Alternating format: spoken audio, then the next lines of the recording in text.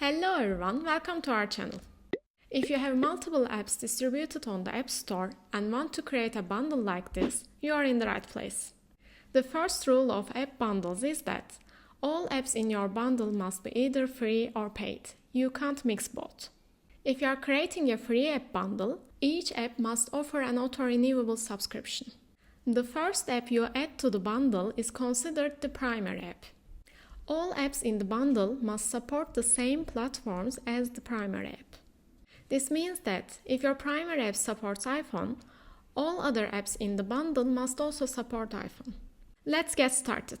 Open App Store Connect. Click on Apps. Then click the plus icon in the top right corner.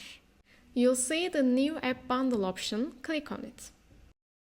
Choose a name for your bundle that best describes your app. Then select the apps you want to include in your app bundle. Remember, if your primary app supports both iPhone and iPad, the other apps must support the same platforms as well. You can include or exclude apps like that. When you are done, click Create. App Store Connect automatically collects screenshots from your apps and adds them to your form.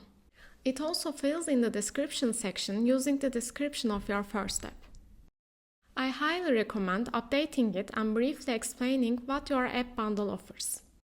Be aware that once the app bundle is approved, you cannot delete it from your App Store Connect panel. However, you can remove it from the App Store. When you check Cleared for Sale, your bundle will be listed on the App Store. When you uncheck it, the bundle will be removed from the App Store. Here's another rule for app bundles. You must offer a reduced price for your bundle compared to the total price of the individual apps. Additionally, the bundle price cannot be lower than the price of your most expensive app.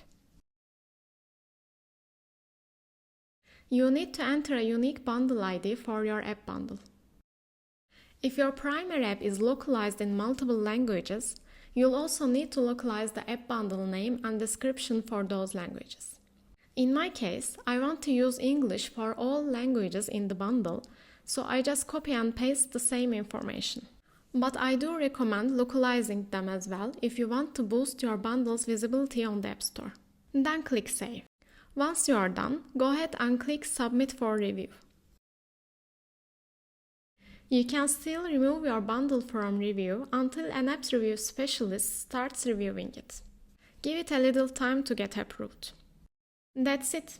Thank you for watching, and please don't forget to subscribe to our channel and like the video to support us.